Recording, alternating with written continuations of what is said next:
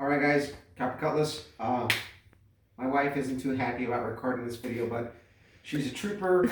She just had a bombshell kind of dropped on her. So, guys, big hand to my wife. Love her. So, I told you guys I was going to kind of do a little bit of a tune-up. The 4500 stall and the 850 carb didn't quite work out as well as we thought, as well as I thought, as well as a lot of us thought was going to work out.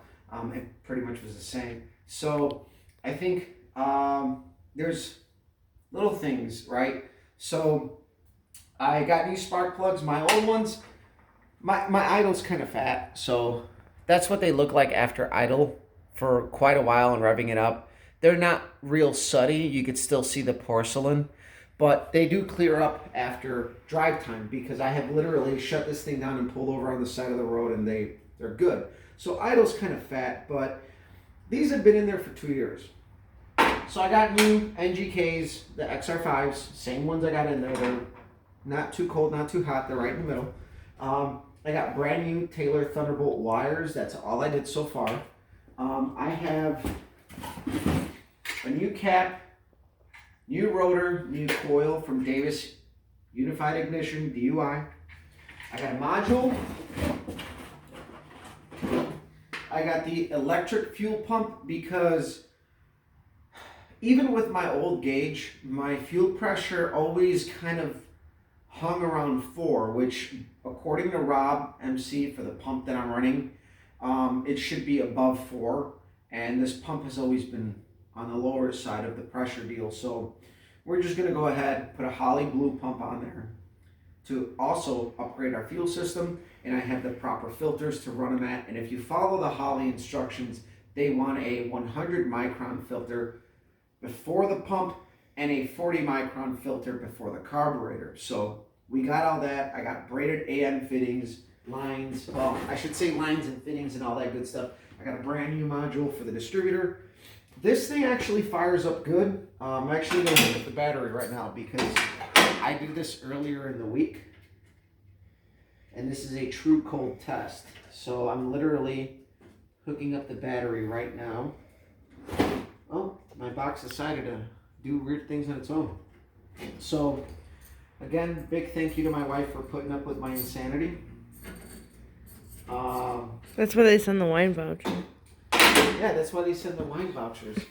Within the parts, a lot of you guys ordering from Summit lately, if you order so much, you get those free $100 wine vouchers. Wife loves it. So,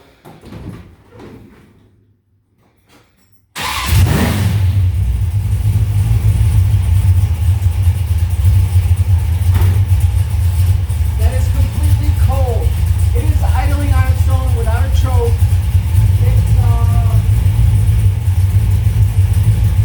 It's about 63 degrees in here right now.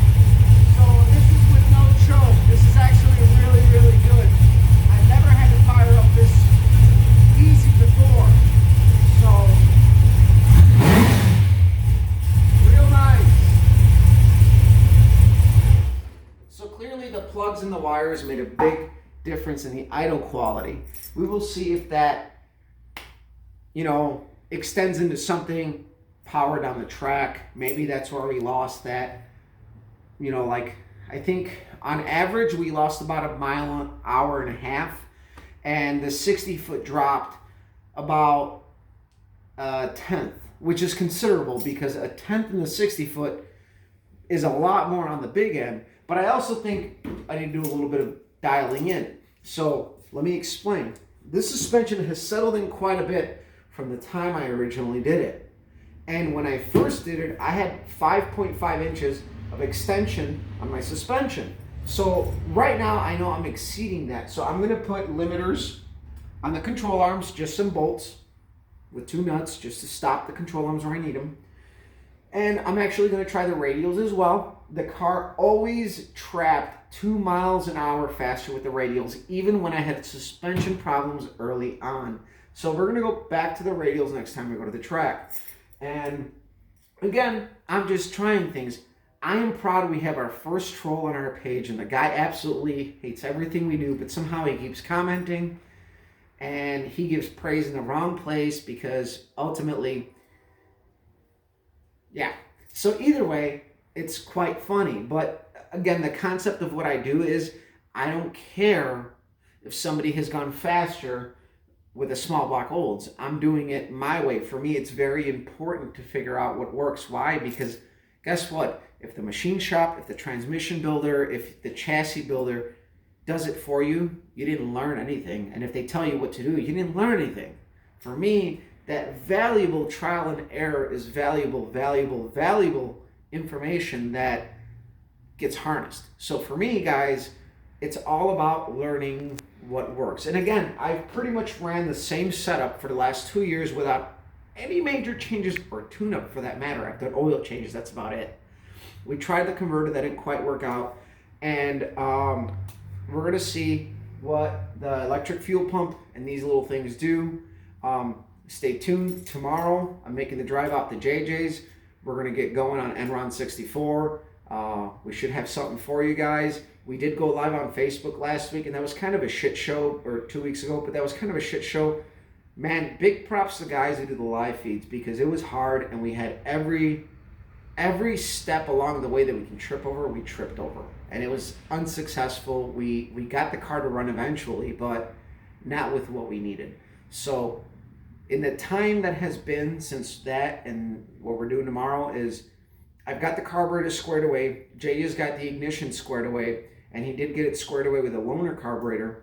And we're gonna tomorrow get together, hopefully get it going, get something for you guys. But big props to the guys who can do live feeds like that, because it can be very disastrous. And for us, that's what we learn, and it's hard.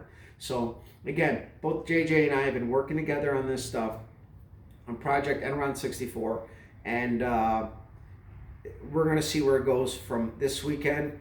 We're still planning on track time. It's going to be a solid weekend. Chances are I'm probably going to be taking out this piece of shit same weekend we go take out Enron 64, and it sounds like JJ also wants to take out the Blue Bitch on that weekend. So we're going to have 3 cars at the track, and we're going to probably have some people come out and join us that weekend as well. So hopefully that works out good. If you guys are in the northwest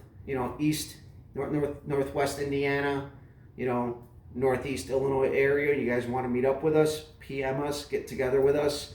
We're trying to get a small group of people out there. JJ mentioned it in one of his videos. We're totally down for a small little gathering of Oldsmobile guys at a track that we can all get together, and it sounds like it's going to happen with a couple of us at least. So either way, guys, share, like, subscribe. Just a little update on what I got going on this. Next week is going to be all business, because I think I'm going to try to get this going out to the track the weekend after this one on Saturday. We're going to go for some nighttime runs at the Grove. So share, like, subscribe. Follow me on Instagram as Cup of Cutlass if you want. But definitely subscribe on YouTube. We got shit coming up. See you.